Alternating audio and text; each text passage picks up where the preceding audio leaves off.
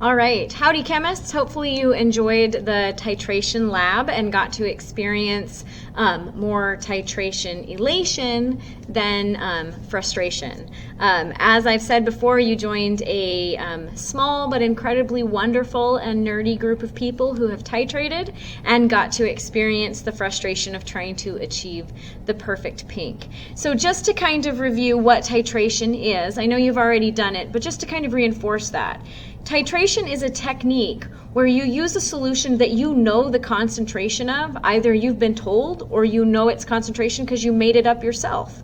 And usually often that's through molarity. So you know how many moles per liter, how concentrated one solution it is, and you use it to figure out the concentration of an unknown solution. So in our lab, we used the known concentration of sodium hydroxide to determine the concentration of some various acids, such as just what's the concentration of vinegar, the acetic acid in vinegar. Specifically, we were looking at acid-base titrations, which are really common. That means you're going to know the concentration of either the acid or the base, and you're going to use that then to solve for the concentration of the other. And acid-base titrations are based on neutralization reactions.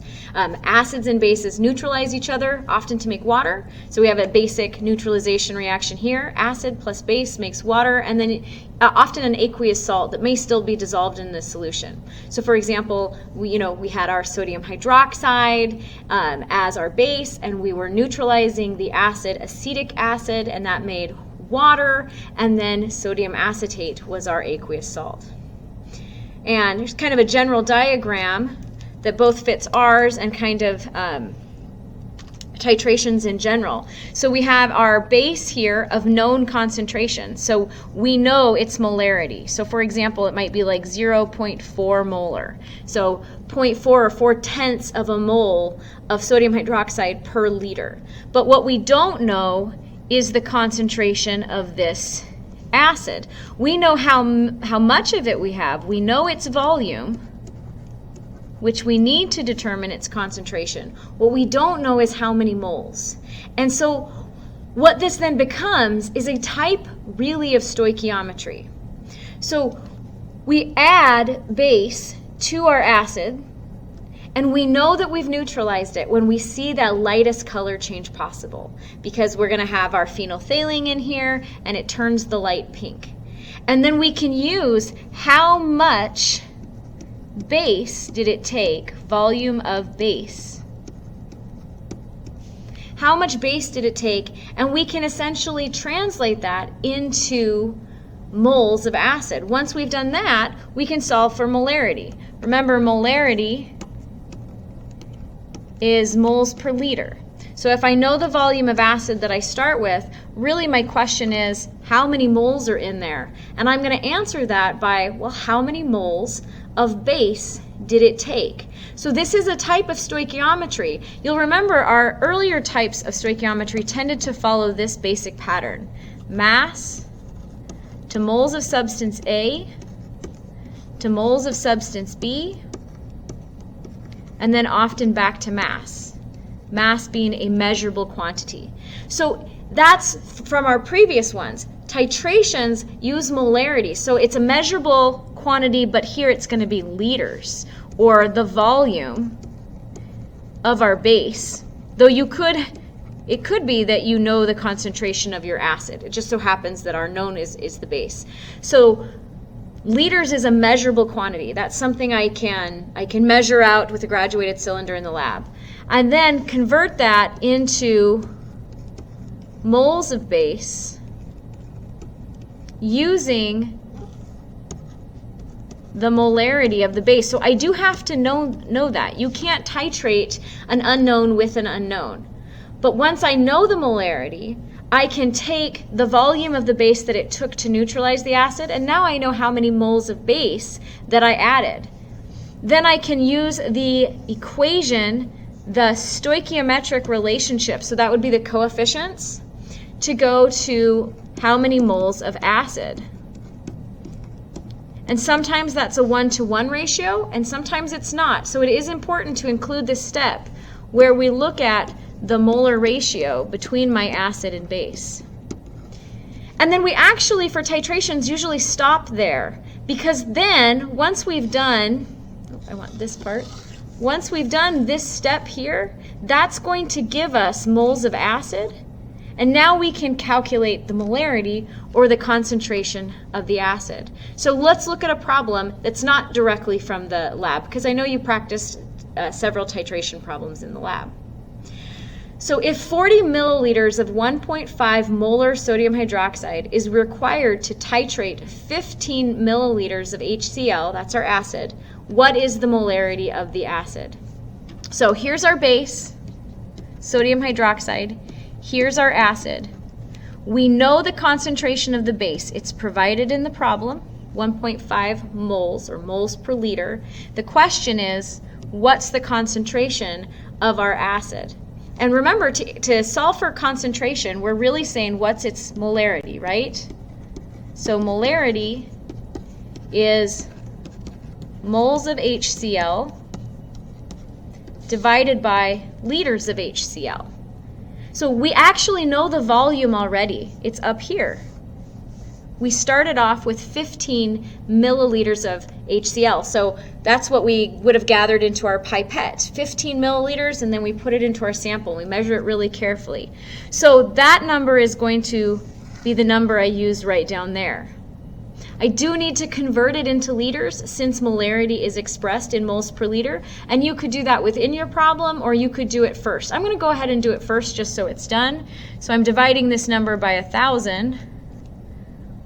So I move the decimal place 1, 2, 3. And I'm going to keep those zeros back here so I remember that they're significant. Our leading zeros are not, but trailing zeros are with the presence of a decimal. So in the end, that's going to be my volume. So in order to calculate the molarity of my acid, I need to figure out how many moles of acid were present in my solution. When I measured out 15 milliliters of HCl in my pipette, how many moles of acid were there? The only way to do that would be to titrate it with a known concentration, a base with a known concentration. So I added little drops of sodium hydroxide until it turned the lightest pink I could achieve, and it took 40 milliliters to do that.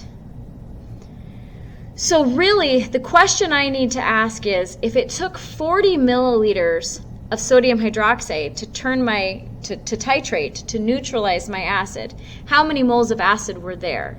So I need to go from volume of base and convert that to moles of acid. So you might want to pause the video right now and see if you can solve the rest of it on your own, now that you've done some examples with your lab as well. So my volume of my base is 40 milliliters of sodium hydroxide. But before I can use this concentration to go from liters into moles, I do need to convert to liters because that's the language of my conversion factor. So there are 1,000 milliliters in a liter of sodium hydroxide. Now that I'm in liters, I can use the molarity. So 1.5 moles of sodium hydroxide in every 1 liter. And that number right there, so first of all, I can tell from my units that this cancels out. This number is coming from a given concentration. If I hadn't been provided that number, I could not solve the problem because I wouldn't know how many moles of sodium hydroxide I had, therefore I wouldn't know how many moles of HCl it neutralized. Now if I stopped and did my math right now, what I would have essentially answered the question would be, how many moles of sodium hydroxide are there in 40 milliliters if it has a concentration of 1.5? But remember, that's not my goal. My goal is to be able to answer this, what's the molarity of HCl? So I need to know the moles of HCl. So my last step here would be to use my equation, the molar ratios in my equation, to convert to moles of HCl. And it happens to be a 1-to-1 ratio, but I'm going to include it anyway so that you're sure of what I'm doing, because it's not always a 1-to-1 ratio. In fact, you can really expect to at some point see one where it's specifically not. So 1 mole of sodium hydroxide. So every 1 mole, or think of it as like 1 particle, every 1 particle of sodium hydroxide can neutralize 1 mole or 1 particle unit of HCl. So if you're taking a look here at my units, you should see then that they cancel out. And units is a good way to kind of check your work. Milliliters cancels out, liters cancels out, moles of NOH cancel out, moles of NOH cancel out, and I'm left with what I'm ultimately kind of trying to figure out right there. I'm going to stick with this color because I like it. So when I go through and I go to do the math, I see that there are not very many moles of HCl in that sample. But that's not my final answer, because the question is, what is the molarity of the acid? So in order to do that, I'm going to take those moles. So there's 0.060 moles of HCl in my 15 milliliter sample, but I'm going to want that in, whoops, want that in liters, because my ultimate goal is to answer the question, how many moles per liter are there in my sample? And when I do that and consider my sig figs, I see that my acid has a concentration of 4 moles per liter, or 4.0 capital M. And so I used the concentration of my base to determine the concentration of my acid.